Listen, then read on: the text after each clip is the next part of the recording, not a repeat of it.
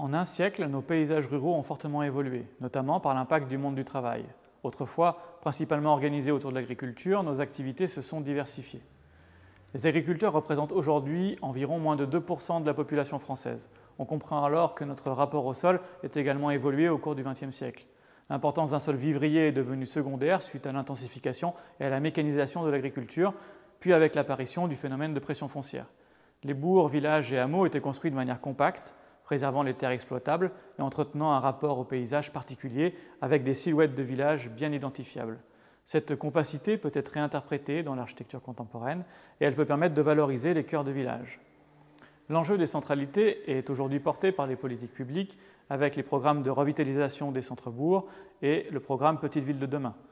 Ces dispositifs partagent des objectifs communs, redonner l'envie d'habiter et de fréquenter les centres-bourgs. Leurs actions portent conjointement sur l'habitat, le patrimoine, l'espace public, le stationnement et l'équilibre commercial. Un travail sur l'existant s'avère incontournable. Les centres-bourgs sont des espaces déjà constitués, viabilisés, accessibles sans nouvelle imperméabilisation des sols et souvent bien implantés géographiquement. Le patrimoine rural est modeste mais riche d'enseignements par son adéquation au territoire et à ses ressources. C'est dans cet axe que travaillent les architectes aujourd'hui, s'appuyant sur des savoir-faire et des matériaux locaux. Il est possible de construire une architecture résolument contemporaine tout en restant modeste et en respectant les morphologies et les volumétries traditionnelles.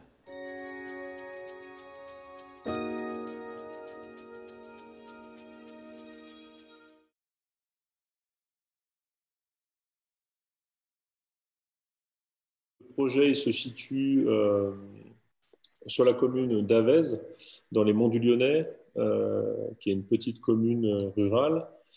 Là, on a affaire à une ferme qui est en situation isolée, une ferme en U typique des Monts du Lyonnais. Cette ferme, quand nous on arrive, elle est partiellement réhabilitée sur sa partie habitation.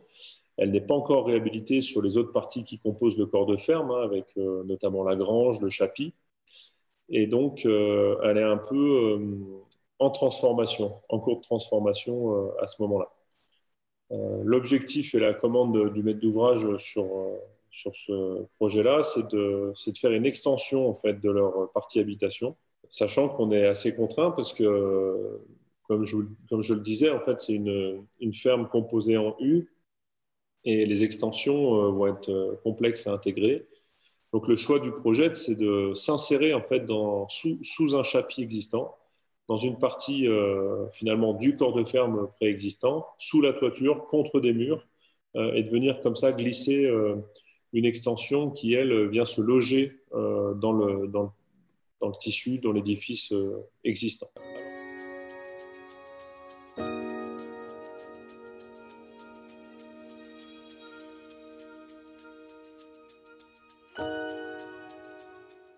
Alors, les particularités du lieu sont déjà le fait d'être tenu dans un corps de ferme existant, d'avoir un bâti traditionnel qui, à l'origine, était un bâti qui servait à la production agricole, qui a été reconverti déjà depuis plusieurs décennies en habitation. Donc, on a notre maître d'ouvrage qui a déjà débuté en autoconstruction des travaux de transformation de la partie habitation et qui envisage de l'étendre. La particularité aussi, c'est qu'on est sur un bâti de qualité et qui évoque le caractère traditionnel de par sa matérialité aussi. On est sur un bâti en construction pierre, construction pisée aussi. Et à cet endroit-là, c'est assez intéressant parce qu'on peut se servir de cette matérialité comme caractère du projet, évidemment, et s'appuyer dessus. Nous, ce qu'on préconise à ce moment-là, c'est une extension plutôt en bois. En bois, pourquoi? Parce que pour plusieurs raisons. Déjà, c'est un matériau qu'on a tendance à défendre par principe à l'agence parce que c'est un matériau renouvelable qui est aussi un matériau qui permet d'éviter l'utilisation massive des maçonneries très énergivores. Donc, on va plutôt rentrer des pièces de bois, les assembler sur place. Et en filière sèche, c'est ça qui est intéressant, c'est que c'est très rapide, très efficace. Et il y avait aussi cette idée d'avoir finalement un projet un peu comme un meuble, comme ça, qu'on vient insérer dans une maçonnerie existante. Ce qu'on remarque aussi dans les qualités et les particularités du site existant, c'est que, comme beaucoup de fermes traditionnelles des Monts du Lyonnais, la partie habitation est orientée plein sud. Et elle fait face à la partie grange étable, qui est orientée, elle aussi, plein sud de l'autre côté. La particularité, c'est qu'en fait, on a très peu de vues, finalement, vers la pente et vers les qualités de vue qu'ils ont en profondeur, c'est-à-dire plutôt est-ouest. Et ce projet, en fait, il vient proposer à la fois de venir s'insérer, mais de rester en dépassement, en saillie de la ferme traditionnelle, pour dégager des vues latérales qui n'existent pas aujourd'hui sur la cour et sur le paysage plus lointain. La proposition aussi, elle vient un peu, d'une certaine manière, rentrer discrètement dans le volume existant et en même temps l'accompagner, c'est-à-dire elle vient le compléter. D'une certaine manière, on vient s'insérer, mais on a aussi proposé, et le maître d'ouvrage a retenu cette idée, de créer un parcours abrité, là aussi en bois, qui vienne recomposer le mur est de la cour, qui lui était un mur nu, qui était un peu, comment dire, dans le temps, il était un peu laissé comme ça, et c'est vrai qu'on sent bien qu'à l'origine, ça devait fonctionner autrement, cette ferme. Donc on vient un peu comme ça recomposer la ferme en U, grâce à ce parcours qui permet notamment aussi d'être à l'abri à cet endroit-là, entre l'endroit où on se gare et l'endroit où on habite.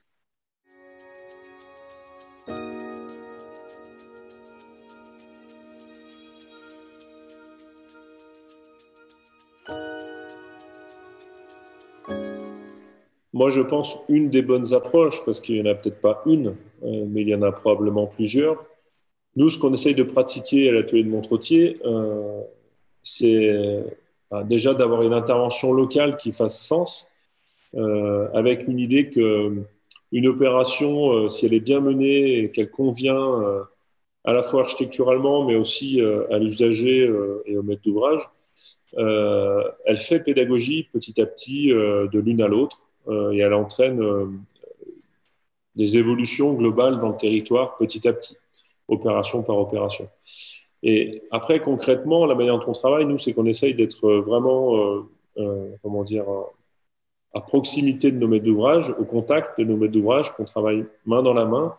On n'est absolument pas dans la production one-shot d'un projet, mais plutôt dans l'idée d'un processus qu'on partage avec nos maîtres d'ouvrage. Et on ne part pas toujours du même endroit. Certains maîtres d'ouvrage sont déjà très au fait et ont déjà une culture architecturale assez prononcée, quand d'autres beaucoup moins.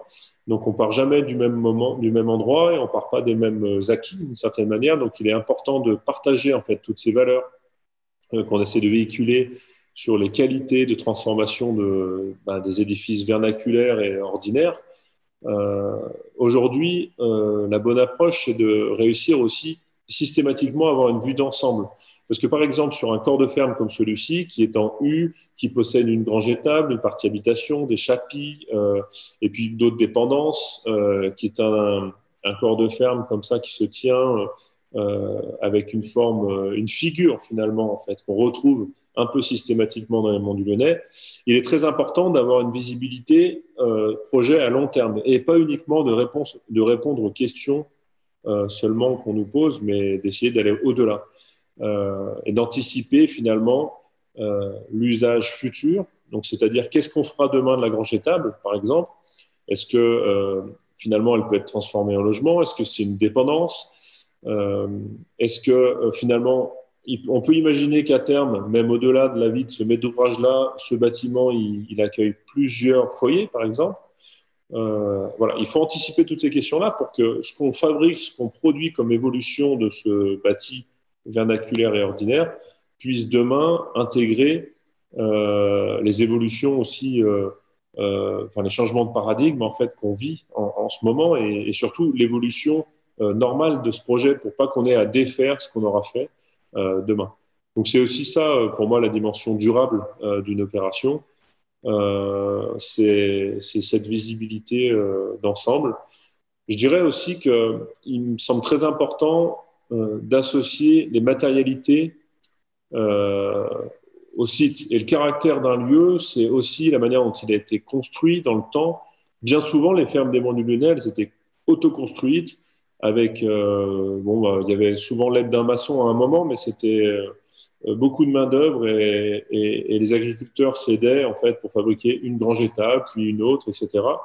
Et je pense qu'il faut respecter un peu cette qualité et cette histoire en fait des lieux, parce que ça fabrique un caractère qu'il s'agit plutôt de mettre en valeur sans forcément être dans le mimétisme.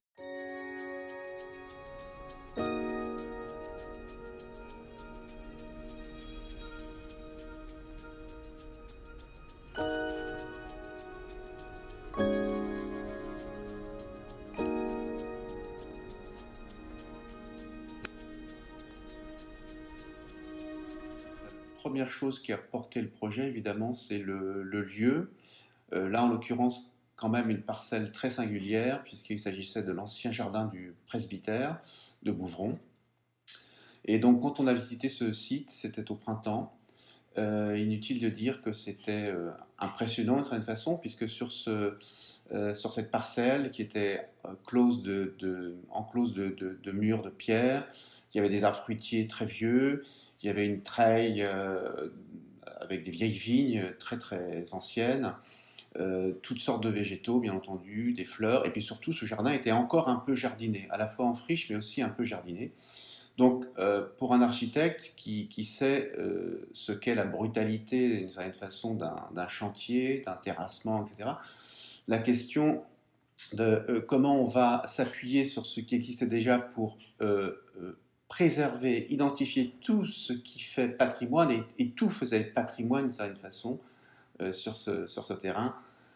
Les murs de pierre, encore une fois, les végétaux, etc.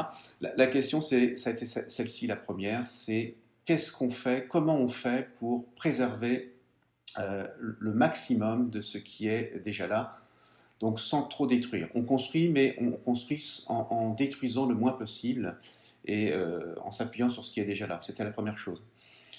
Donc sur ce qui est déjà là, bien sûr, il y a ce jardin. Il y a aussi le fait que c'est une parcelle en entrée de bourg, avec quelques éléments un peu singuliers qui paraissent des éléments un peu, comment dire, banals, anodins, mais une petite maison assez verticale à l'entrée du bourg.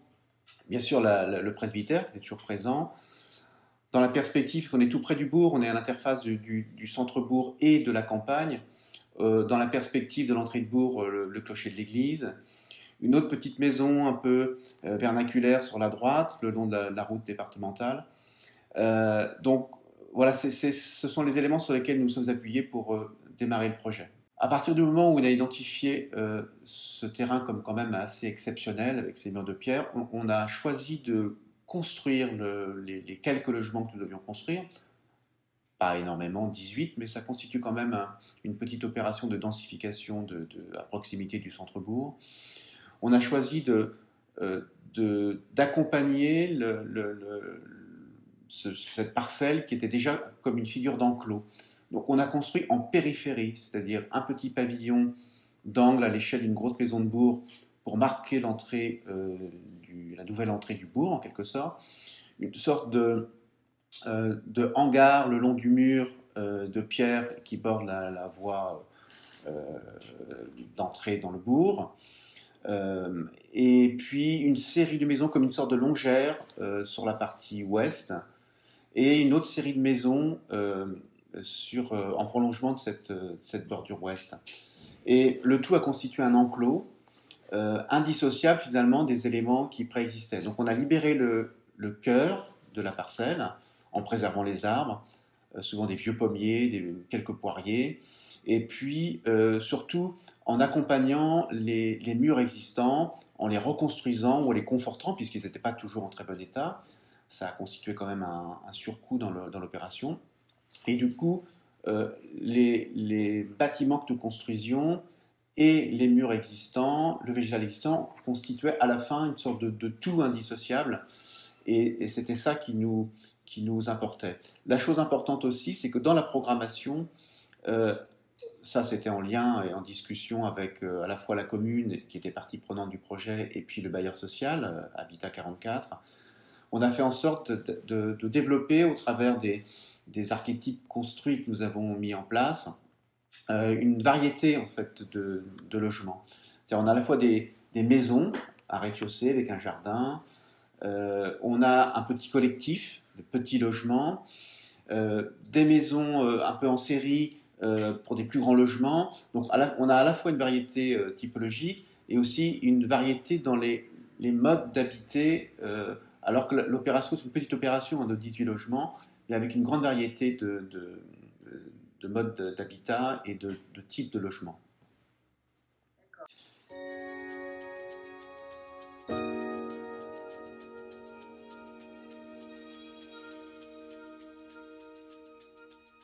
Lorsque les bâtiments d'ailleurs ont été réalisés, et lors de la conception du projet, il y avait un enjeu important qui était la question de la place de la voiture dans cet endroit. Parce qu'il fallait quand même une voiture, une place de stationnement par logement. Et il n'était pas question de les construire ou de les installer en dehors du périmètre. Bon, ça, c'était la donnée communale. Et donc, il fallait trouver la place de cette voiture à l'intérieur de l'enclos. Et évidemment, nous ne voulions pas que le cœur de parcelle devienne un parking ou un parc de stationnement. Il n'était pas question. Donc, on a cherché des solutions pour installer les voitures dans des garages qui participent à l'organisation des volumes, et aussi sous ce que j'ai appelé le hangar tout à l'heure, qui est ce bâtiment linéaire qui borde le mur le long de la route départementale et qui est surélevé par trois logements. Donc la question de la voiture, c'est quand même, dans les territoires comme ça ruraux, une question importante, dès lors que on ne veut pas qu'elle soit trop présente. Il y a des modalités à réfléchir pour qu'on puisse la contenir de façon assez drastique. Le constat que nous faisons aujourd'hui, c'est que quand même, la vie a raison de l'architecture souvent, peut-être parfois à tort, je ne sais pas, mais ce cœur de jardin est devenu un peu quand même un parc de stationnement. C'est-à-dire que les gens qui ont souvent 2 voire 3 voitures par famille, ont investi au-delà de ce qui est autorisé normalement, mais ont investi ce cœur de jardin, ce qui est un peu un échec pour nous quand même.